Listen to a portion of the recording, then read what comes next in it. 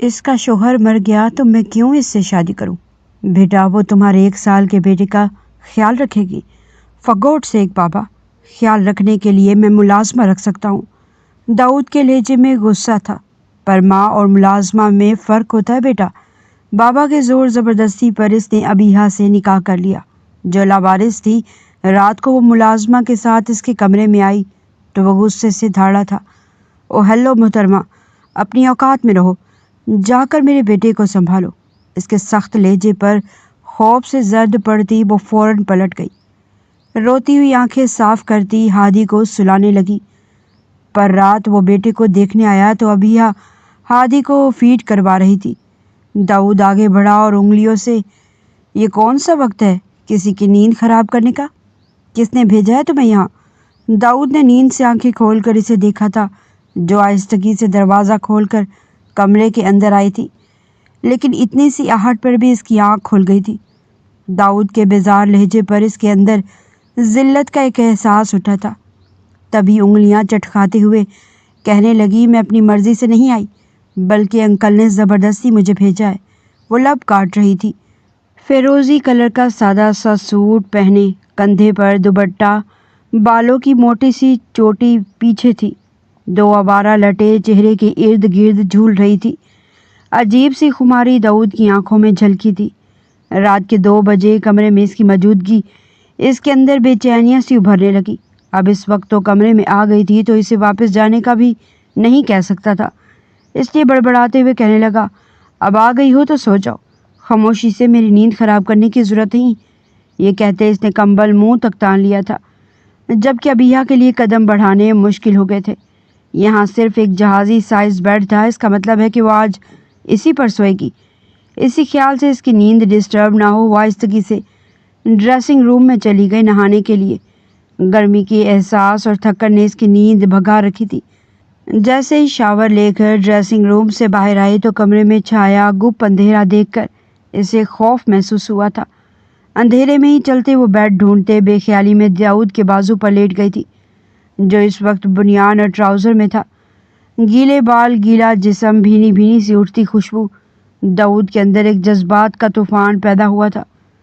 دل تو چاہ رہا تھا کہ اس نازک گلاب وجود کو کھینچ کر اپنے بے حد قریب کر لے جو غلطی سے اس کے بازو پر لیٹ کر ہڑبڑا کر اٹھی تھی۔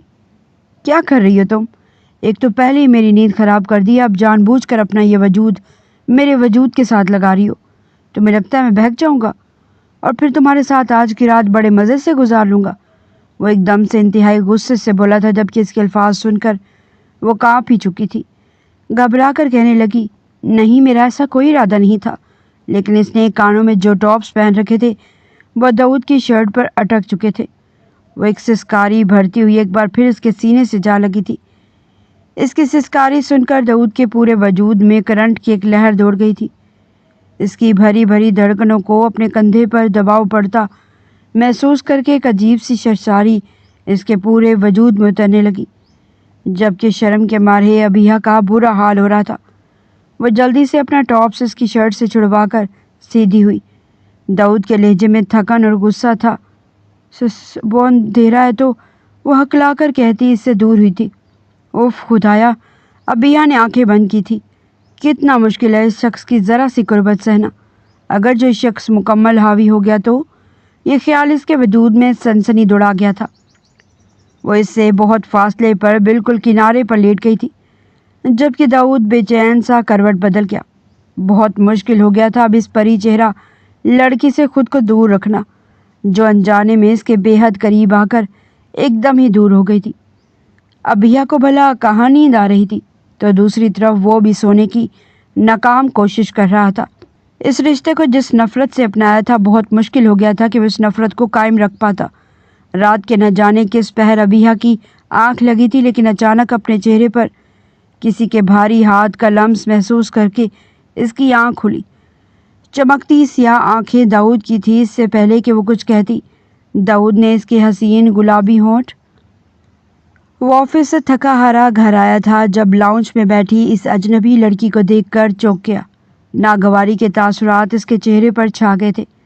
کوئی اس کی پرائیویسی کو ڈسٹرب کرے یہ ہمیشہ سے اسے برا لگتا تھا۔ اب یہ لڑکی کون تھی اور اس گھر میں کیا کر رہی تھی جو اس کے 1 سال کے بیٹے کو گود میں لے کر اسے بہلا رہی تھی؟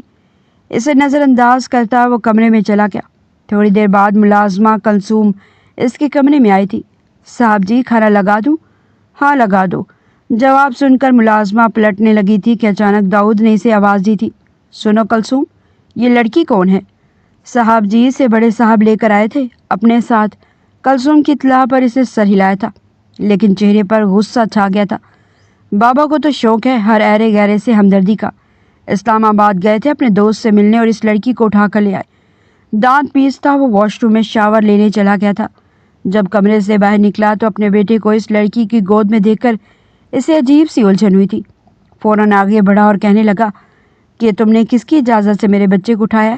اس کا یوں روکھا انداز دیکھ کر وہ لڑکی ایک پل کو سہمی تھی، جبکہ اس کا بچہ تو بڑی کلکاریاں مار کر اس لڑکی کی گود میں کھیل رہا تھا۔ اس نے آگے بڑھ کر اپنے بیٹے کو اس کی گود سے لیا تھا تو بچہ رونے لگا۔ وہ لڑکی روتے بچے کو دیکھ کر فوراً سر جھکا گئی، کہنے لگی کہ میں آپ کے بچے کو کوئی نقصان تو نہیں پہنچا رہی تھی، صرف خاموشی کروا رہی تھی۔ اگر آپ کو برا لگا ہے تو سوری، میں آپ کے بچے کو دوبارہ ہاتھ نہیں لگاؤں گی۔ وہ تلخ انداز میں کہنے لگا کہ یہی بہتر ہوگا۔ پتہ نہیں ڈیڈ کس کو منہ اٹھا کر اب لے آئے ہیں۔ مجھے تو لگتا ہے یہ گھر نہیں بلکہ کوئی دارالامان ہے۔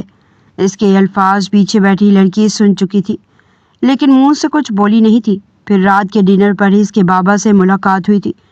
یہ کیا نمونہ اٹھا کر لے آئے ہیں آپ اس گھر میں؟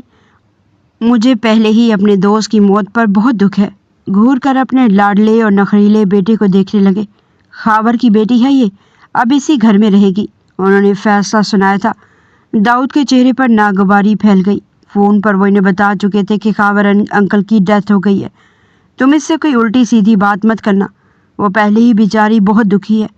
بابا نے اسے تنبیہ کی تھی، تبھی کلثوم کو آواز دے کر کہنے لگی وہ بچی کہاں ہے؟ اسے بھی بلا لو کھانے کے لیے۔ کلثوم خوش ہو کر کہنے لگی صاحب جی، وہ تو ہادی کے ساتھ کھیل رہی ہیں، میں ابھی بلا کر لاتی ہوں۔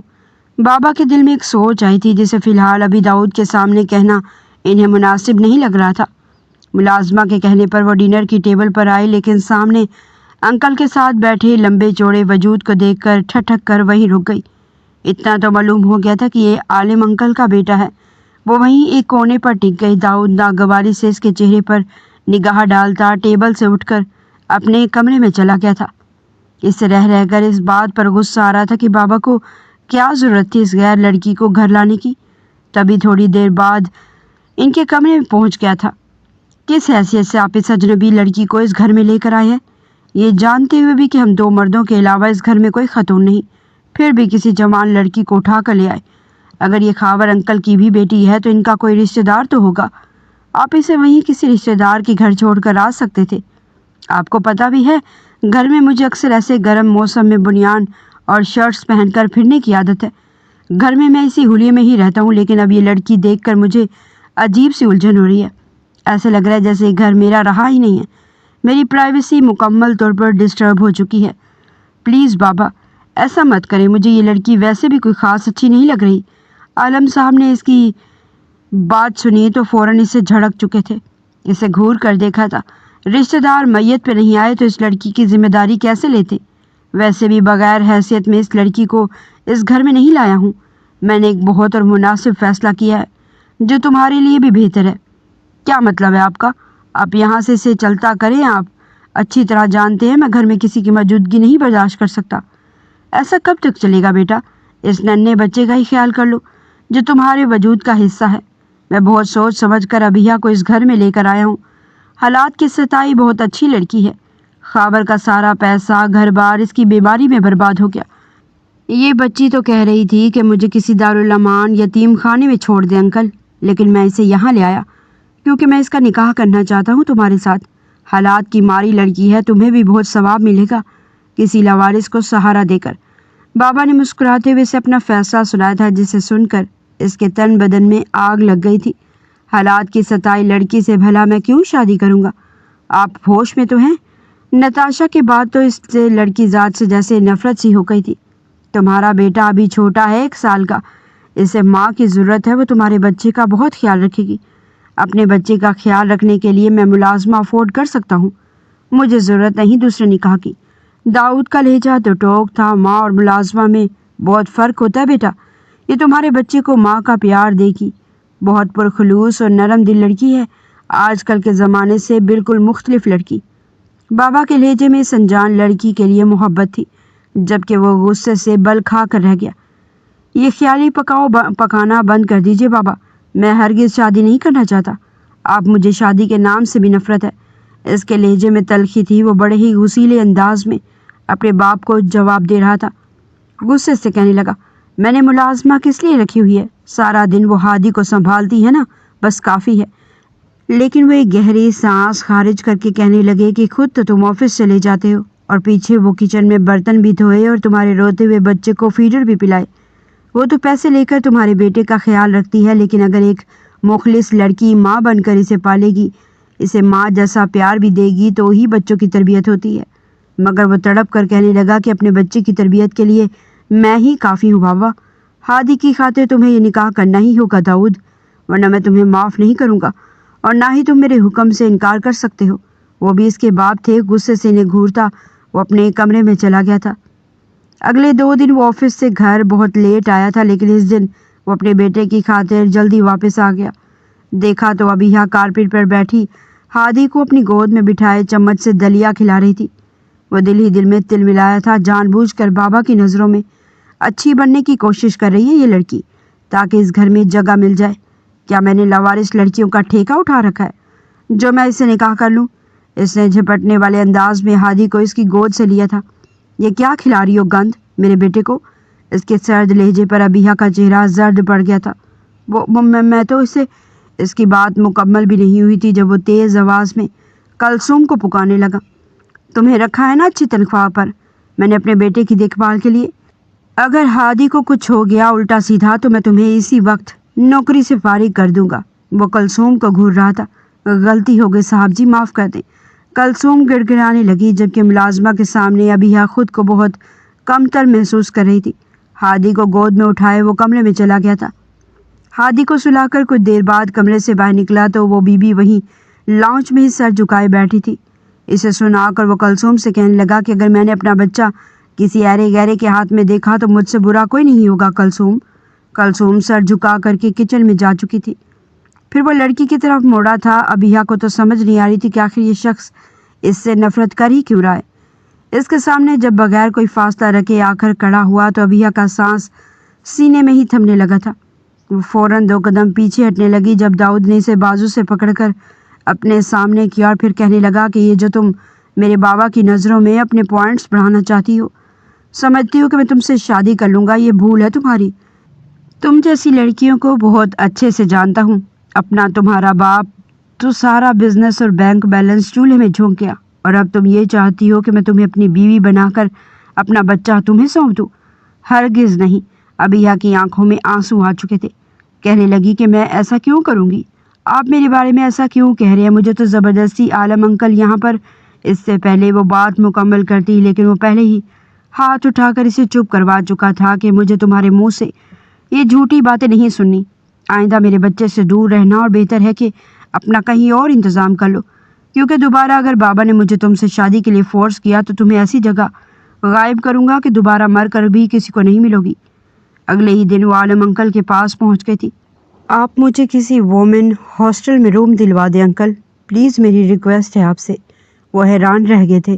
ارے کیوں میری بچی، یہاں سے جانے کا سوچنا بھی بد، جس طرح ہادی کو تم نے سنبھال لیا ہے، مجھے اپنے بچے کے لیے ایسی ہی ماں کی ضرورت تھی۔ تم میرے ہادی کی ماں بن جاؤ، میں تمہارا نکاح کرنا چاہتا ہوں داؤد سے، ہمیشہ اس گھر میں رہنا ایک رانی کی حیثیت سے۔ تم یہاں کی مالکن ہو، یہاں سے جانے کا سوچنا بھی مت۔ عالم انکل کی بات پر وہ حیران رہ گئی تھی۔ اس کھڑوس مغرور شخص سے نکاح مطلب کہ ساری زندگی ایک بے نام احسان تلے گزارنا۔ تبھی اس نے فوراً انکار کر دیا تھا۔ نہیں انکل، میں تو ایسا سوچ بھی نہیں سکتی، پھر آپ کے بیٹے کا مزاج بہت سخت ہے۔ اس نے کہنے میں ذرا بھی عار محسوس نہیں کیا تھا۔ یہ سن کر وہ ہنسے تھے۔ ارے یہ اوپر سے سخت ہے اخروٹ کی طرح، باقی میرا بیٹا دل کا بہت اچھا ہے، تمہیں بہت خوش رکھے گا میری بچی۔ خاور کی روح سے وعدہ کیا ہے کہ میں نے ہمیں ایک مکمل صاحبان ایک تحفظ دینے کا، اس لیے انکار مت کرو۔ انہوں نے اتنا مجبور کیا کہ وہ خاموش ہو گئی تھی۔ آخر کو ان کے گھر میں رہ رہی تھی اور بار بار انکار کرنا کچھ اچھا بھی نہیں لگ رہا تھا۔ اسی رات جب داؤد آفس سے واپس آیا تو عالم صاحب نے اسے اپنے کمرے میں بلایا تھا۔ جیسے وہ ان کے سامنے بیٹھا تو بغیر تمہید کے اس سے کہنے لگے کہ میں چاہتا ہوں اس جمعے کو تمہارا اور ابیہ کا نکاح کر دوں۔ یہ سن کر وہ فوراً سے آگ بگولا ہو چکا تھا۔ کہنے لگا میں آپ کو بتا چکا ہوں، پتہ نہیں اس چھٹانگ بھر کی لڑکی نے آپ پر کیا جادو کر دیا ہے۔ آپ تو بالکل اس کے دیوانے ہی ہو چکے ہیں۔ میں ہرگز اس لڑکی کو اپنی زندگی میں شامل نہیں کرنے والا۔ عالم صاحب کہنے لگے کہ اگر تم نے اب انکار کیا تو پھر ہمارا مرا ہوا منہ دیکھو گے۔ میں تمہیں نہ صرف اپنی جائیداد سے بے دخل کر دوں گا بلکہ تم سے مکمل طور پر لا تعلقی ہی کر دوں گا۔ تمہیں اس گھر سے دھکے مار کر نکالنے میں مجھے 1 منٹ بھی نہیں لگے گا، اور ہادی کو دیکھنے کے لیے تم ساری عمر ترستے رہو گے۔ اپنے باپ کے منہ سے یہ دھمکی سن کر داؤد نے چہرہ اٹھا کر ان کی طرف دیکھا تھا۔ شوق سے نظروں سے انہیں دیکھ کر کہنے لگا یہ کیا کہہ رہے ہیں آپ جانتے بھی ہیں کل کی آئی لڑکی کے لیے آپ اپنے بیٹے کو خود سے دور کریں گے۔ وہ فوراً چہرہ دوسری طرف موڑ کے کہنے لگے کہ ہاں بالکل کروں گا، کیونکہ میں اس لڑکی کو اپنی بہو کے روپ میں قبول کر چکا ہوں۔ وہی میرے ہادی کی ماں بنے گی۔ عالم انکل نے کسی نہ کسی طرح داؤد کو بھی راضی کر لیا تھا۔ بابا کی ضد پر وہ مجبور ہو گیا تھا، ورنہ تو اس نے قسم کھائی تھی کہ اب وہ کبھی زندگی بھر شادی نہیں کرے گا۔ دل پر لگنے والی اس چوٹ کا زخم ابھی تک تازہ تھا۔ نکاح نامے پر ماتھے پر شکن لیے سائن کر رہا تھا، جبکہ ہلکے انگوری سوٹ میں ابیہ اس کے برابر میں بیٹھی تھی، جس کی گود میں ہادی بھی تھا۔ وہ کبھی اس کی چوڑیوں سے کھیلتا تو کبھی اس کے دوپٹے پہ لگے ہوئے گھنگرو سے۔ ابیہ کو کچھ اندازہ ہو گیا تھا کہ داؤد کے خراب موڈ کا۔ ایسے لگ رہا تھا جیسے زبردستی سے یہاں بٹھایا گیا ہے۔ پھر وہ شام تک ہادی کے روم میں بیٹھی رہی۔ تبھی ملازمہ کلثوم اس کے پاس آ کر کہنے لگی چلیں بی بی جی، میں آپ کو صاحب جی کے کمرے میں چھوڑ آتی ہوں، بڑے صاحب نے کہا ہے۔ یہ سن کر اس کے چہرے پر شرم و حیا کی کیفیت پھیل گئی تھی۔ تبھی انگلیاں چٹکھاتے ہوئے اس کے پیچھے چل پڑی۔ جیسے اس نے کمرے میں قدم رکھا، بیڈ پر لیٹا موبائل چلانے میں مصروف داؤد نے اسے تیز نگاہوں سے دیکھا تھا، پھر تیز لہجے میں دھاڑا تھا او ہیلو، کہاں چلی آ رہی ہو اس گھر میں؟ صرف میرے بچے کو سنبھالنے کے لیے آئی ہو تو اس کے پاس جاؤ۔ مجھے نہ کل عورت کی ضرورت تھی اور نہ کبھی ہوگی۔ بہتر ہوگا تم اپنی اوقات میں رہو۔ ملازمہ کلثوم کے سامنے اتنی ذلت پر وہ پیلی زرد پڑ چکی تھی۔ اس لہجے میں آج تک کسی نے اس سے بات نہیں کی تھی۔ چہرے پر خفت، آنکھوں میں نمی لیے وہ تیزی سے پلٹ گئی تھی۔ اگر وہ پہلے سے شادی شدہ ایک بچے کا باپ تھا تو وہ تو کنواری تھی۔ نرم و نازک جذبات اسے جیسے پاؤں تلے رون دیے تھے۔ بڑے ضبط سے وہ ہادی کے کمرے میں واپس آئی تھی جو اپنے کاٹ میں گہری نیند سو رہا تھا۔ کلثوم کو اس پر بڑا ترس آیا تھا جو بھیگی آنکھیں لیے نیچے کارپیٹ پر بیٹھی تھی۔ بھلا کسی لڑکی کی ایسی بھی سہاگ رات ہوگی؟ آپ پریشان مت ہو، داؤد صاحب تو شروع سے ہی غصے کے تیز ہے۔ اگر آپ ان کی پہلے والی بیوی نتاشا کو دیکھ لیتی جو کسی چڑیل سے کم نہیں تھی، جس نے ان کی زندگی جہنم بنا دی تھی، تبھی تو وہ اتنے غصے والے ہو گئے ہیں، ورنہ تو اس سے پہلے بہت اچھے تھے۔ کلثوم اسے تسلیاں دے رہی تھی، وہ کچھ نہ کہہ سکی، خاموشی سے بیٹھی رہی۔ تھوڑی دیر بعد کلثوم کے جانے کے وہ خود بھی کارپیٹ پر تکیہ لگا کر لیٹ گئی۔ پاپا کی یاد شدت سے ستانے لگی۔ آپ کیوں چھوڑ گئے مجھے؟ سوچا نہیں کہ آپ کے جانے کے بعد آپ کی ابیہ کیسے لوگوں کی ٹھوکروں میں رہے گی۔ داؤد کا رویہ بہت تلخ تھا۔ اس نے پہلی رات اپنی حیثیت اچھے سے جان لی تھی۔ ہادی سے خوب اٹیچ ہو گیا تھا، وہ بھی اب داؤد کے سامنے آنے سے گریز کرنے لگی۔ داؤد کے نفرت بھرے انداز اور اس کی چبھتی ہوئی نگاہوں سے وہ گھبرانے لگی تھی۔ لیکن اس دن وہ اسے کوئی دوا پلا رہی تھی جب اچانک داؤد نے اسے دیکھ لیا۔ جھپٹ کر وہ دوا اس کے ہاتھ سے لی تھی۔ یہ کیا پلا رہی ہو تم میرے بیٹے کو؟ وہ اسے شک بھری نظروں سے دیکھ رہا تھا، جس کا چہرہ خوف سے پیلا پڑ گیا تھا۔ میں اسے دوا پلا رہی ہوں، رات سے اسے کھانسی ہے۔ جسے کھا جانے والی نظروں سے وہ اسے گھور رہا تھا۔ ابیہ کے لیے وہ ڈوب مرنے کا مقام تھا۔ یہ کھانسی کی دوا ہے؟ جھوٹ بولتی ہو تم۔ وہ غصے سے دھاڑا تھا۔ وہ معصوم خود انجان تھی، کنواری لڑکی تھی، اس نے بھلا کیسے پہلے بچے پالے تھے؟ تب اس کی خاموشی پر وہ مزید اسے مجرم سمجھنے لگا۔ تم جان بوجھ کر میرے بیٹے کو مارنا چاہتی ہو۔ اس کے ثقیل الزام پر ابیہ کی آنکھیں بھر آئی تھی۔ اس سے پہلے وہ مزید کچھ کہتا اچانک ہی کلثوم بھاگتی ہوئی کمرے میں آئی تھی۔ صاحب جی، بی بی جی کو کچھ مت کہیں، یہ دوا تو میں نے ہی دی تھی، فریج میں رکھی تھی جی۔ ابیہ کی معصوم آنکھوں سے آنسو بہ رہے تھے۔ داؤد نے کلثوم کو گھور کر دیکھا۔ تم جانتی بھی ہو یہ دوا بابا کی ہے، ہادی کی نہیں؟ تبھی داؤد کی نظر اس کی کانپتے وجود پر پڑی جو جی جان سے لرز رہی تھی۔ اگر ہادی کی طبیعت خراب ہو تو سب سے پہلے مجھے بتایا کرو۔ اب وہ ابیہ کو تنبیہ کر رہا تھا۔ تیار کرو، اسے ڈاکٹر کے پاس لے کر جاتا ہوں۔ پھر وہ اسے خود ہی ڈاکٹر کے پاس لے گیا اور دوا بھی لے کر آ گیا تھا، لیکن رو رو کر ابیہا کی آنکھیں سوج گئی تھیں۔ وہ ہادی کو بالکل اپنے بیٹے کی طرح پیار کرتی تھی، اسے کبھی نقصان پہنچانے کا سوچ بھی نہیں سکتی تھی، لیکن داؤد کے دل کے شک نے اسے مجرم بنا ڈالا تھا۔ ترس تو داؤد کو بھی آیا تھا، اسے یوں روتا دیکھ کر شاید وہ غصے میں کچھ زیادہ ہی چلانے لگ گیا تھا، تبھی تو اتنا سہم گئی تھی۔ اس دن ہادی کے روم میں سے سوتے دیکھ کر بے اختیاری داؤد کا ہاتھ بڑھا تھا اس کے چہرے کی طرف، پھر ایک دم ہی اس نے اپنا ہاتھ پیچھے کھینچ لیا۔ ابھی تک وہ ہادی کے کمرے میں ہی سوتی تھی، لیکن اس دن انکل نے اسے ہادی کے روم میں سوتے ہوئے دیکھ لیا تھا۔ ارے بیٹا، یہاں کیوں سو رہی ہو؟ داؤد کے کمرے میں جاؤ، یہاں ہے نا ہادی کا خیال رکھنے کے لیے کلثوم۔ تبھی تو وہ بہانہ بناتے ہی کہنے لگی، نہیں انکل، میں یہی ٹھیک ہوں، آج ہادی کی طبیعت تھوڑی ٹھیک نہیں ہے۔ وہ کچھ کہتے کہتے رک گئے تھے، اس وقت تو کچھ نہیں کہا، لیکن اگلے ہی دن داؤد کو اپنے روم میں بلایا تھا۔ تم اس یتیم بچی کے ساتھ ایسا کیوں کر رہے ہو؟ اسے اس کے حق سے محروم رکھا ہوا ہے، وہ تمہارے نکاح میں ہے۔ داؤد چڑھ گیا، یہ نکاح بھی زبردستی آپ نے کروایا ہے، میں تو اس پر راضی بھی نہیں تھا، جو ہونا تھا وہ ہو گیا، اب اسے اس کا مقام دو۔ بابا نے اسے گھور کر دیکھا تھا، اس دن وہ ہادی کو کھلونے سے بہلا رہی تھی، نہا کر آئی تھی، اس نے لمبے بال کھلے ہی چھوڑ رکھے تھے، سیاہ ریشمی بال چاروں طرف بکھرے ہوئے تھے، نکھنا نکھرا اس کا سراپا بہت حسین لگ رہا تھا۔ تبھی داؤد اپنے بیٹے کو دیکھنے اس کے پاس چلایا، اسے گود میں لیتے ہی نظریں سیدھی کارپیٹ پر بیٹھی ابیہا پر پڑی تھی، تو اسے دیکھ کر اسپاٹ چہرہ لیے اٹھ کھڑی ہوئی، لیکن انجانے میں شاید داؤد نے دوپٹے پر اپنا پاؤں رکھ دیا تھا، گلے سے دوپٹہ کھینچتے ہی اس کی گردن پر نشان چھوڑ گیا تھا، تکلیف کی شدت سے اس کا چہرہ سرخ ہو گیا تھا۔ تبھی داؤد کو بھی اچانک احساس ہوا تھا، ایک دم اس نے اپنا پاؤں اس کے دوپٹے سے ہٹایا تھا۔ جیسے ہی وہ کمرے سے باہر جانے لگی، ہادی سے آواز دینے لگا، ماما ماما۔ معصوم آنکھوں سے اس کی طرف ہمکتا وہ بہت پیارا لگ رہا تھا، لیکن ابیہا اسے نظر انداز کر کے کمرے سے باہر چلی گئی تھی۔ یہ جانتی تھی کہ داؤد اس سے نفرت کرتا ہے، اس کی موجودگی سے گوارا نہیں۔ کتنا مشکل ہوتا ہے یہ جان کر کے آپ کسی انسان کی زندگی میں زبردستی داخل ہو گئے، یہ سوچ اسے ازردہ کر دیتی تھی، لیکن اس دن انکل نے زبردستی اسے داؤد کے روم میں بھیج دیا تھا۔ ویسے بھی اب ان کے نکاح کو 6 مہینے سے زیادہ کا عرصہ ہو گیا تھا۔ بیٹا، آج سے تم وہیں رہو گی، داؤد کے کمرے میں، اور اگر وہ کوئی بات کہے تو تم نے سیدھا آ کر مجھے بتانا ہے۔ میں نے ہادی کے لیے ایک اور ملازمہ کا بندوبست کر دیا ہے، میں تمہیں اس گھر کی نوکرانی یا بچہ سنبھالنے کے لیے آیا بنا کر نہیں لایا، بلکہ تم اس گھر کی مالکن ہو، میرے داؤد کی بیوی اور ہادی کی ماں۔ تمہیں اپنی بہو نہیں بلکہ بیٹی بنایا ہے۔ انکل نے اس کے سر پر ہاتھ رکھا تو اس کی آنکھیں نم ہو گئی تھی۔ ان کے ہی زبردستی کہنے پر وہ آج اتنے مہینے بعد پہلی دفعہ اس کے روم میں آئی تھی۔ رات کے 2 بج رہے تھے، لب کاٹتی وہ سوچ رہی کہ دروازہ نوک کرے یا نہیں، لیکن اس نے دروازے پر ہلکا سا ہاتھ رکھا تھا کہ وہ کھلتا چلا گیا۔ خوابناک سی روشنی کمرے میں پھیلی ہوئی تھی، وہ تو چپ چاپ دبے پاؤں کمرے کے اندر آئی تھی، انکل کے زور زبردستی کرنے پر، لیکن داؤد کی آنکھ کھل گئی تھی۔ اسے اپنے کمرے میں دیکھ کر حیرت بھی ہوئی، پھر نیند خراب ہونے کے باعث بڑبڑاتا دوبارہ سونے کی کوشش کرنے لگا۔ جب اس نے اپنے پہلو میں سوتا ہوا یہ دلکش وجود دیکھا تو اس کی دلکشی سے خود کو کیسے محروم رکھ سکتا تھا؟ تبھی اپنے جذبات پر بند باندھتا وہ خود کو ہلکان کر رہا تھا، پھر صبر نہ ہوا تو قریب سوتی ابیہا کو اپنے بازو میں کھینچ لیا۔ وہ اچانک ہونے والی افتداد پر حیران ہوتی کچھ بولنے کی قابل نہ رہی تھی۔ داؤد کی سحر انگیز شخصیت اس پر چھاتی چلی گئی۔ یہ اس نکاح کے 2 بولوں کا اثر تھا یا پھر وہ جو اپنے جذبات پر قابو نہ پا سکا تھا؟ دونوں ہی اس جذبات کے سمندر میں بہتے چلے گئے۔ یہ رات بڑی عجیب اور خوبصورت گزری تھی۔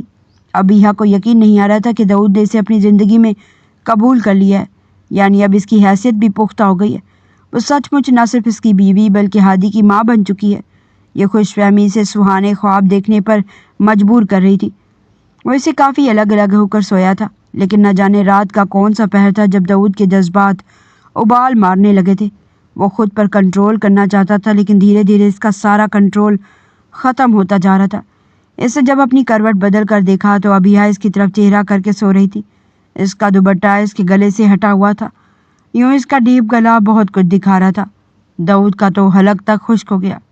زیرو بلب کی روشنی میں اس کا چمکتا ہوا بیدار وجود دیکھ کر وہ اس میں جیسے کھو سا گیا تھا۔ بے ساختہ اس کا ہاتھ ابیہا کے وجود کی طرف لپکنے لگا، اس نے اس کے وجود کو محسوس کرنا شروع کر دیا۔ ابھی تک گہری نیند میں ہی تھی جب وہ اسے کھینچ کر اپنے قریب کرتا اپنے بازو پر لٹا چکا تھا۔ ابیہا کو جیسے ہی اپنے قریب گرم سانسوں کا احساس ہوا وہ ہڑبڑا کر اپنی آنکھیں کھول چکی تھی، لیکن تب تک بہت دیر ہو چکی تھی۔ داؤد کی آنکھوں میں جو سرشاری اور خمار وہ دیکھ رہی تھی، اب اس سے بچنا اس کے لیے ناممکن سا ہو چکا تھا۔ پھر بھی ہڑبڑاتے ہوئے کہنے لگی کہ داؤد یہ کیا کر رہے ہیں آپ؟ لیکن داؤد ایک جھٹکے سے اس کے وجود کو ہر پردے سے آزاد کرتا اسے اپنے قریب کر گیا تھا۔ اپنے ہاتھوں کو اس کی دھڑکنوں پر ایک عجیب سی حدت میں محسوس کرنے لگا۔ اس کی ساری مزاحمت بیکار گئی تھی۔ وہ دھیرے دھیرے اس پر حاوی ہوتا مکمل طور پر اس کے وجود پر دسترس حاصل کر چکا تھا۔ یہ تو داؤد کو بھی خبر نہیں تھی کہ آخر اتنا زیادہ وہ بہک کیسے گیا تھا۔ شاید اتنے سالوں سے اس نے دوبارہ اپنی بیوی سے قربت نہیں کی تھی۔ ایک بار بیوی کے وجود کا لمس جو مرد پا لے، وہ پھر اتنا لمبا عرصے تک کیسے پرسکون رہ سکتا تھا؟ اس کی تو عادت بھی نہیں تھی باہر منہ مارنے کی۔ پھر اپنی بیوی کو اپنے پہلو میں دیکھ کر وہ آخر کب تک صبر کرتا؟ اگلی صبح جب داؤد کی آنکھ کھلی تو ابیہ اس کے سینے پر سر رکھ کر سو رہی تھی۔ وہ ایک جھٹکے سے اسے خود سے الگ کر گیا تھا۔ ابیہ بھی جاگ چکی تھی۔ بیڈ کی چادر دیکھ کر تو اسے اتنا معلوم ہو ہی چکا تھا کہ یہ لڑکی پہلی بار کسی مرد کے قریب آئی ہے، لیکن ایک دم سے وہ خود کو ملامت کرنے لگا کہ یہ سب کچھ اس نے کیسے کر دیا۔ وہیں ابیہ یہ سوچ رہی تھی کہ شاید اب داؤد کا رویہ بدل جائے گا، وہ اس سے محبت کرنے لگا ہے، اب اسے وہ مقام دے گا جو کہ ایک بیوی کا ہونا چاہیے۔ اگلی صبح اس سے مسکراتے گلابی جوڑے میں نکھرے ہوئے وجود کے ساتھ گھر میں گھومتے پھرتے دیکھ کر داؤد کو چڑ سی ہو گئی۔ آخر وہ جذبات کے سمندر میں اتنا آگے کیوں چلا گیا کہ اس سے صبر ہی نہ ہوا؟ اگر یہ بھی نتاشا کی طرح اسے چھوڑ کر کسی اور مرد کی طرف گھائل ہو گئی تو وہ کہیں منہ دکھانے کے قابل نہیں رہے گا۔ کیوں کیا اس نے یہ ایسا؟ وہ اپنے آپ کو کوس رہا تھا۔ ابیہ اسے کھانے کے لیے بلانے آئی تھی۔ اس کا کھلتا ہوا گلاب چہرہ دیکھ کر ہادی نے دو ٹوک لہجے میں سے کہا تھا۔ وہ شرمائی سے اس کے سامنے کھڑی تھی، بے ساختہ اپنا ہاتھ آگے بڑھا کر داؤد کی شرٹ کا بٹن ٹھیک کرنے لگی تو ایک جھٹکے سے اس کا ہاتھ پیچھے جھٹک چکا تھا۔ ابیہ کو بالکل بھی اندازہ نہیں تھا کہ داؤد کچھ ایسا بھی کر سکتا ہے۔ اس کی آنکھوں میں ایک دم سے ہی حیرت آئی تھی، لیکن داؤد اس کی ساری غلط فہمیاں فوراً سے دور کر چکا تھا۔ رات والی بات پر زیادہ خوش فہمی میں مبتلا ہونے کی ضرورت نہیں، وہ صرف ایک جذباتی وقت تھا اور کچھ نہیں۔ آج بھی تم میرے لیے صرف وہی میرے ہادی کی ماں ہو، یہ بات یاد رکھنا۔ پہلے سے زیادہ میرے بچے کا خیال رکھنا ہے تمہیں، پہلے وہ تمہارے لیے اہم ہونا چاہیے۔ داؤد نے اسے دو ٹوک لہجے میں کہا تو اس کا چہرہ اتر گیا۔ اگر آپ کے نزدیک میری کوئی حیثیت نہیں تو پھر رات کو کیوں اپنایا مجھے؟ کیوں ایسا احساس دیا جو مجھے خوش فہمی میں مبتلا کر گیا؟ اتنے ہی سخت دل ہیں تو اپنے جذبات پر قابو پانا سیکھیے۔ ابیہ نے جیسے اسے آئینہ دکھایا تھا۔ داؤد تلملا کر رہ گیا۔ اس کے چہرے کے بدلتے رنگ دیکھ کر ابیہ کو بڑا مزہ آیا تھا۔ اس کا مطلب ہے کہ پتھر پر چوٹ تو لگتی ہی ہے۔ تبھی تو وہ اپنے دوپٹے کا پلو مروڑتے ہوئے کہنے لگی، انکل آپ کا انتظار کر رہے ہیں، کھانے کی ٹیبل پر آ جائیے۔ اس نے بالکل بیویوں والے انداز میں حکم دیا تھا، جبکہ داؤد اسے دیکھتا رہ گیا۔ جس کے سیاہ بال پشت پر بکھرے تھے، آج کے بعد تو جیسے اس کا انداز ہی بدل گیا تھا۔ اب باقاعدہ ایک سچی حیثیت سے اس کی کمرے میں رہنے لگی تھی۔ اس دن وہ ہادی کے ساتھ بیٹھی کھیل رہی تھی جب داؤد بھی جلدی آفس سے آ گیا۔ اس رات کے بعد دوبارہ داؤد نے اس کی طرف پیش قدمی نہیں کی تھی، لیکن ابھی آج جیسے اس کا انتظار کر رہی تھی۔ آپ مجھے شاپنگ پر لے کر چلیں پلیز، میرے پاس کپڑے نہیں ہیں پہننے کے لیے، گرمی کا موسم ہے لیکن ایک بھی سوٹ نہیں ہے، وہ فرمائش کرتی ہوئی داؤد کو نہ جانے کیوں اتنی پیاری لگی تھی کہ وہ نظریں چرا گیا۔ اس کی خاموشی پر وہ مزید کہنے لگی، ہادی کے بھی کپڑے خرید لیں گے۔ ابھی بھی داؤد نے کوئی جواب نہیں دیا تھا۔ نہ جانے کیوں اس کا روشن چہرہ اچانک ہی طریق سا ہو گیا تھا۔ وہ جتنا بھی اس کے قریب ہونے کی کوشش کرتی وہ جان بوجھ کر اسے نظر انداز کرتا، ایک عجیب سی ذلت میں مبتلا کر دیتا تھا۔ اس کی خاموشی داؤد کو بھی محسوس ہو گئی تھی۔ شاور لے کر کپڑے چینج کر کے وہ جیسے ہی واش روم سے باہر آیا تو اٹھ کر باہر جانے لگی کہ اچانک داؤد نے اسے آواز دی تھی، تیار ہو جاؤ، چلتا ہوں تمہیں لے کر شاپنگ پر، اور ہادی کو بھی تیار کر دو۔ وہ اسے حکم دے کر باہر چلا گیا تھا جبکہ ابیہ خوشی سے جھوم اٹھی تھی۔ پہلی بار وہ اس کے ساتھ باہر جا رہی تھی۔ یہ انکل کا ہی پلان تھا۔ بیٹا، کسی کے دل میں جگہ بنانا مشکل ضرور ہے لیکن ناممکن نہیں ہوتا۔ میرے داؤد کا دل تو سونے جیسا ہے۔ پہلی بیوی بڑی ہی بدقسمت تھی، اس کی نتاشا ابراہیم، جس نے اس کی قدر نہیں کی تھی، تبھی تو یہ آج اس حال میں ہے۔ بات بات پر غصہ کرنا، چڑچڑاپن میں بہت پریشان ہو جاتا ہوں۔ بیٹا، یہ کسی بیماری میں نہ مبتلا ہو جائے۔ خود کو اس نے خوشیوں سے جان بوجھ کر محروم کر رکھا ہے۔ حادث صرف 2 مہینے کا تھا جب اس کی بیوی چھوڑ کر چلی گئی تھی، وہ بھی کسی دوسرے مرد کے ساتھ۔ بڑی مشکل سے اس نے اپنے آپ کو سنبھالا تھا۔ کہتا تھا کہ ساری زندگی اپنے بیٹے کو اکیلا پالوں گا، اور عورت ذات سے نفرت کرنے لگ گیا ہے۔ اب تم نے ہی اس کے دل کو نرم کرنا ہے۔ تم جیسی پرخلوص لڑکی کی ضرورت ہے اسے۔ میرا بچہ اپنے آپ میں بہت تنہا ہو گیا ہے۔ وہ اپنے جذبات چھپا کر چلتا تھا، لیکن ان جذبات کا اثر ہی تو تھا کہ اس رات داؤد نے اسے اپنا لیا تھا، جس پر وہ اندر سے شرمندگی محسوس کرتا، اس سے نظریں بھی نہ ملاتا تھا۔ لیکن ابھیا کو نہ صرف اس کے وجود سے بلکہ اس کی ایک ایک چیز سے محبت ہو گئی تھی۔ اس کی نظریں تو گھڑی سے ہٹنے کا نام نہیں لیتی تھی جب داؤد کے آنے کا وقت ہو جاتا۔ اب وہ اس سے کبھی دور جانے کا سوچ بھی نہیں سکتی تھی۔ وہ جانتی تھی اس گھر میں اس کی حیثیت مستحکم ہے۔ داؤد بھلے اپنے رویے سے جتنا بھی تلخ سہی، لیکن اندر سے وہ چوٹ کھایا ہوا مرد ہے۔ اسے کسی کی توجہ، کسی کی شدید جذباتی محبت کی ضرورت ہے، اور ابھیا اسے وہ دینے کے لیے تیار تھی۔ پھر اس کے ساتھ شاپنگ پر جانے کے لیے وہ پورے دل سے تیار ہوئی۔ اس کا چہرہ اندرونی خوشی سے جگمگا رہا تھا، جو داؤد کی نظروں سے نہ چھپ سکی تھی۔ اس کے چہرے کی مسکراہٹ دیکھ کر وہ پوچھے بنا نہ رہ سکا تھا، اچھی خاصی خوبصورت لڑکی ہو، کیا ضرورت تھی تمہیں مجھ جیسے شادی شدہ ایک بچے کے باپ سے نکاح کرنے کی؟ ابھیا اس کے سوال پر حیران رہ گئی تھی۔ وہ بھرائی آواز میں کہنے لگی، پاپا کے جانے کے بعد مجھے ایک مضبوط سہارا چاہیے تھا، داؤد صاحب، جو ایک شوہر ہی ایک عورت کو دے سکتا ہے۔ اگر آپ کا اور انکل کا ساتھ نہ ہوتا تو شاید میں اس دنیا کی ٹھوکروں میں ہوتی۔ جب پاپا پر برا وقت آئے تو سارے رشتہ داروں، سارے دوستوں نے ان سے تعلق توڑ لیا تھا، صرف ایک عالم انکل کے علاوہ۔ ابھیا کے دل کا درد اس کی آنکھوں سے ٹپک رہا تھا۔ داؤد کو انجانے دکھ نے گھیر لیا۔ اسے اس لڑکی کے ساتھ ایسا سلوک نہیں کرنا چاہیے تھا۔ بہت سخت زبان استعمال کی تھی، لیکن اب اس کا میں دعویٰ بھی کروں گا، وہ محض دل میں سوچ کر رہ گیا تھا۔ وہ ایک بڑے سے شاپنگ مال میں آگے تھے، جہاں ابھیا نے ہادی کے لیے ڈھیروں کپڑے خرید لیے تھے، چھوٹے چھوٹے جوتے، کپڑے اور نہ جانے کیا کیا چیزیں۔ خود اس نے اپنے لیے 3-4 سوٹ بھی پسند کر لیے تھے جو بہت خوبصورت تھے۔ اب اس کا دل سجنے سنورنے کو کرنے لگا تھا۔ ابھی وہ دونوں شاپنگ مال میں تھے کہ اچانک ایک چنچل سی آواز اس کی کانوں میں آئی تھی، داؤد عالم تم؟ میرے سامنے یقین نہیں آ رہا، اور میرا بیٹا کہاں ہے؟ ابھیا نے حیرت سے پلٹ کر دیکھا تھا۔ سامنے کھڑی ماڈرن اور فیشنیبل لڑکی کو دیکھ کر وہ بالکل ساکت رہ گئی تھی۔ ہاتھ مت لگانا میرے بیٹے کو، کوئی حق نہیں ہے تمہارا اس پر۔ داؤد کے تلخ لہجے پر نتاشا نے گھور کر اسے دیکھا تھا، کہنے لگی، او ہیلو، یہاں پر نتاشا لگانے کی کوئی ضرورت نہیں ہے۔ یہ مت بھولو داؤد عالم خان کہ وہ میرے وجود کا ہی حصہ ہے، میرا بیٹا ہے، اس کا پوچھنا، اسے گود میں اٹھانا بالکل میرا حق ہے۔ یہ مت بھولو صرف تم نے اسے پیدا نہیں کیا، بلکہ اسے پیدا کرنا، اسے اس دنیا میں لانا، ساری محنت، سارا درد صرف اور صرف میرا تھا۔ وہ آنکھیں دکھا کر بولی تھی، جبکہ داؤد کو اسے اس طرح کی بے شرمی بھرے الفاظ کی امید نہیں تھی۔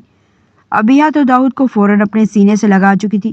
وہ کہنے لگا کہ یہاں پر تماشا مت کھڑا کرو، یہ میرا بیٹا ہے۔ تب تمہاری یہ ممتا کہاں تھی جب یہ تمہارے پیٹ میں پل رہا تھا اور تم اپنے عاشق کے ساتھ رنگ رلیاں منا رہی تھی؟ تب تمہاری محبت کہاں تھی جب میرا بچہ روتا تھا کہ اسے اس کی ماں دودھ پلائے، گود میں اٹھائے اور اپنی ممتا دکھائے؟ لیکن تم اسے لاوارثوں کی طرح بیڈ پر پٹک کر یہ کہتی تھی کہ مجھے اپنا فگر خراب نہیں کرنا، میں اس کو فیڈ نہیں کروا رہی، اور پوری رات تم اپنے اس نام نہاد بوائے فرینڈ کے ساتھ باتیں کرتی رہتی تھی اور مجھے کہتی تھی اپنی ماں اور بہنوں سے بات کر رہی ہو۔ داؤد بھی اس پر جملے کسنا شروع ہو چکا تھا۔ نتاشا کی تو ایک پل کو آنکھیں حیرت سے پھیل چکی تھی، پھر بھی خود کو کمپوز کر کے کہنے لگی، آپ جو مرضی کہہ لیں، لیکن میں نے 9 مہینے اس کو اپنے پیٹ میں رکھا ہے، دردیں جھیلی، اس کے لیے اپنا فگر تک خراب کر لیا، اور ویسے بھی تم سے شادی کرنا، تم جیسے پاگل انسان، سنکی انسان کے ساتھ شادی کرنا میری سب سے بڑی غلطی تھی، اور میرا پورا حق تھا کہ میں تم سے الگ ہو کر اپنے من پسند شخص کے ساتھ زندگی گزاروں۔ داؤد کے چہرے پر انتہائی تلخی بھری مسکراہٹ آئی تھی۔ کہنے لگا کہ نہیں، تمہیں پیسے والا شوہر چاہیے تھا، ہے نا؟ اب جاؤ اسی پیسے والے شوہر کے پاس اور اسی سے بچے پیدا کرو۔ خبردار جو میرے اور میرے بیٹے پر دوسری نظر ڈالنے کی کوشش کی تو۔ لیکن نتاشا کی آنکھوں میں فوراً آنسو آ چکے تھے۔ آگے بڑھ کر اس نے ابھیا کی گود سے اپنے بچے کو کھینچ لیا تھا۔ ہادی بھی اس انجان عورت کو اپنے سامنے دیکھ کر رونے لگا تھا، بار بار اپنے ہاتھ اپنے بابا اور ابھیا کی طرف بڑھا رہا تھا کہ مجھے اس عورت سے ڈر لگ رہا ہے، لیکن وہ فوراً اسے سینے سے لگا کر پیار کرنے کی جھوٹی ناکام کوشش کر رہی تھی، اور آس پاس کھڑے یہ لوگ منظر دیکھ بھی رہے تھے جب فوراً داؤد نے اس سے اپنا بچہ چھین لیا تھا۔ لیکن وہ روتے ہوئے کہنے لگی کہ پلیز داؤد، مجھے میرا بچہ دے دو، تم نہیں جانتے میں اس بچے کو دیکھنے کے لیے کتنی بھٹکی ہوں، میں تمہارے گھر میں قدم نہیں رکھ سکتی تھی کیونکہ واقعی میں نے غلط کیا تھا، لیکن پلیز مجھے میرے بچے کو سینے سے لگا کر اپنی ممتا محسوس کرنے دو، مجھے میرے بچے سے دور مت کرو۔ رونے لگی تھی، جبکہ داؤد تو ایک پل کو اسے دیکھتا رہ گیا تھا۔ وہ اسے سینے سے لگا کر یوں پیار کر رہی تھی کہ ابھی کبھی داؤد کو تو کبھی نتاشا کو دیکھتی۔ لیکن اگلے ہی لمحے کہنے لگی کہ داؤد کیا تم نے دوسری شادی کر لی؟ داؤد فوراً کہنے لگا ہاں کر لی ہے اپنے بچے کے لیے۔ اپنے لیے تمہیں کیا لگا تھا میں ساری زندگی تمہارے سوگ میں بیٹھا رہوں گا؟ یہ سن کر نتاشا کی آنکھوں میں آنسو آ گئے تھے۔ کہنے لگی کہ نہیں، تم نے بہت اچھا فیصلہ کیا۔ میں نے تمہارے ساتھ دھوکہ کیا اور دیکھو قسمت نے مجھے سزا دی تھی۔ میں نے جس شخص کے ساتھ تمہیں چھوڑ کر شادی کی وہ پہلے بھی کئی لڑکیوں کو ورگلا کر ان سے شادی کر چکا تھا۔ میں ایک بہترین ماڈل تھی، اس نے میرے پیسے اور میرے اسٹیٹس کے لیے مجھ سے شادی کی، اور جیسے ہی پریگننسی کے بعد میرا فگر خراب ہوا اور دوبارہ کسی نے مجھ سے کانٹریکٹ سائن نہ کیا تو اس نے مجھے ٹیشو پیپر کی طرح استعمال کر کے چھوڑ دیا۔ مجھے تم بہت یاد آتی ہو داؤد۔ یہ کہہ کر اس نے اپنا ہاتھ داؤد کے کندھے پر رکھا تھا۔ یہ منظر دیکھ کر ابیہ تو اندر سے کلس کر رہ گئی تھی۔ فوراً آگے بڑھ کر اس نے نتاشا کا ہاتھ داؤد کے کندھے سے اٹھایا تھا۔ کہنے لگی کہ آپ کے کچھ نہیں لگتے، اب یہ میرے شوہر ہیں، آپ کو کوئی حق نہیں پہنچتا، آپ ان کے کندھے پر ہاتھ رکھیں۔ یہ دیکھ کر نتاشا کو برا تو بہت لگا تھا، لیکن فی الحال وہ کچھ بولی نہیں تھی۔ اس نے نتاشا کی گود سے داؤد کے کہنے پر ہادی کو لے لیا تھا، اور پھر وہ بھی بغیر کچھ لیے واپس گھر آ چکے تھے۔ داؤد نے اسے کہا بھی تھا کہ ہم دوسرے مال چلتے ہیں، لیکن وہ کہنے لگی کہ نہیں، مجھے گھر جانا ہے۔ گھر آ کر بھی وہ خاموش تھی۔ عالم صاحب نے جب اس کی یہ حالت دیکھی تو کہنے لگے یہ کیا بات ہے، کیا تم نے پھر اس سے لڑائی کی ہے؟ وہ نفی میں سر ہلانے لگی اور پھر خود ہی بتانے لگا کہ راستے میں سے نتاشا ملی تھی۔ عالم صاحب بھی غصے میں آ گئے تھے۔ کہنے لگے یہ عورت تمہاری زندگی ایک دفعہ برباد کر چکی ہے، بڑی ہی مکار چلاک عورت ہے۔ خبردار جو دوبارہ تم اس کی باتوں میں آئے سمجھے، وہ ایک بار پھر تمہیں استعمال ہی کرے گی۔ داؤد چپ چاپ اپنے بعد کی باتیں سنتا رہا تھا۔ وہ پھر ابیہ سے بھی یہی کہنے لگے کہ بیٹا داؤد کو خوش رکھو، دوبارہ اسے اس مکار عورت کی باتوں میں مت آنے دینا، یہ نہ ہو کہ وہ دوبارہ سے شادی کی آفر نہ کر دے۔ جانتی تو ہو داؤد کو اپنے بیٹے سے کتنی محبت ہے، کہیں وہ اپنے بیٹے کے لیے اس کی پہلی ماں کو واپس گھر نہ لے آئے۔ یہ سن کر تو ابیہ کو پورا وجود ہی کانپ کر رہ گیا تھا۔ ہادی کو تو وہ سلا چکی تھی، لیکن کچھ سوچ کر داؤد کا موڈ اچھا کرنے کے لیے اس نے ایک نائٹی نکال کر اسے پہن لیا تھا۔ داؤد آنکھوں پر بازو رکھ کر لیٹا تھا جب اس کے قریب آ کر لیٹ گئی تھی۔ جیسے داؤد نے بازو اٹھا کر اس کے حسین سراپے کو دیکھا، پل کو دیکھتا ہی رہ گیا تھا، لیکن بار بار ماضی کی تلخیاں اس کے ذہن میں گردش کر رہی تھی۔ ایک سانس خارج کر کے کہنے لگا کہ یہ سب کس لیے؟ نظر نہیں آ رہا کہ تمہارے سامنے رات کا وقت ہے سونے کا، اور تم یہ لپسٹک اور اتنا بولڈ میک اپ کر کے کیا کرنا چاہتی ہو؟ میرا کوئی موڈ نہیں ہے، پلیز سو جاؤ۔ وہ اس کی طرف کروٹ لے کر وہ سو گیا تھا۔ ابیہ کا تو پورا وجود زلزلے کی زد میں آیا تھا، وہ بھی دوسری طرف چہرہ کر کے سو گئی تھی۔ اگلے کئی روز تک داؤد کا چہرہ یوں ہی اترا تھا۔ ہادی کے ساتھ بھی اس نے کوئی خاص وقت نہیں گزارا تھا۔ آج شام کو جلدی گھر لوٹا تھا۔ ابیہ نے دیکھا جب داؤد گھر آیا تو کچھ دیر بعد نتاشا بھی گھر آ چکی تھی۔ کہنے لگی میں اپنے بیٹے کو لینے آئی ہوں۔ داؤد تم نے دوسری شادی کر لی، اب تمہارے پاس میرے بیٹے کا کوئی کام نہیں ہے، نہ جانے تمہاری دوسری بیوی میرے بیٹے کے ساتھ کیا سلوک کرے۔ میں اسے اپنے ساتھ رکھنا چاہتی ہوں۔ داؤد تو کانپ کر رہ گیا تھا، بڑے غصے میں آ گیا۔ کہنے لگا یہ کیسی باتیں کر رہی ہو، یہ میرا بچہ ہے، میں اس کے بغیر نہیں رہ سکتا اور تمہارے سپرد بالکل نہیں کر سکتا۔ تمہیں پتہ بھی ہے بچے کیسے پلتے ہیں، کبھی ماڈلنگ اور کیٹ واک سے نکل کر تم نے سوچا بھی ہے کہ بچے کو فیڈ کیسے کروایا جاتا ہے؟ جب وہ مکمل طور پر انکار کرنے لگا تو نتاشا فوراً کہنے لگی ٹھیک ہے، اگر تم اپنا بیٹا میرے حوالے نہیں کرنا چاہتے تو ٹھیک ہے، میرے پاس دو آپشن ہیں تمہارے لیے۔ میں تمہارے خلاف کیس کروں گی اور قانون کے ذریعے اپنے بچے کو واپس لوں گی۔ ویسے بھی ایک دودھ پیتے بچے کو اس کی ماں کے سپرد کیا جاتا ہے جب تک وہ 18 سال کا نہیں ہو جاتا، جبکہ دوسرا آپشن یہ ہے کہ اگر تم مجھ سے دوبارہ نکاح کر لو تو یہ بچہ ہم دونوں کے پاس اسی گھر میں رہے گا۔ یہ سن کر داؤد چپ سا ہو چکا تھا۔ وہ کہنے لگی کہ 2 دن کا وقت ہے تمہارے پاس۔ ابیہ کو تو سانس ہی اکھڑنے لگا تھا، اسے تو سمجھ نہیں آ رہی تھی کہ اب اس کا نصیب اسے کس کٹہرے میں لا کر کھڑا کرنے والا ہے۔ وہ کمرے میں آ کر بے تحاشا روئی تھی۔ اسے ایک دم سے یہ گھر اجنبی سے لگنے لگا تھا۔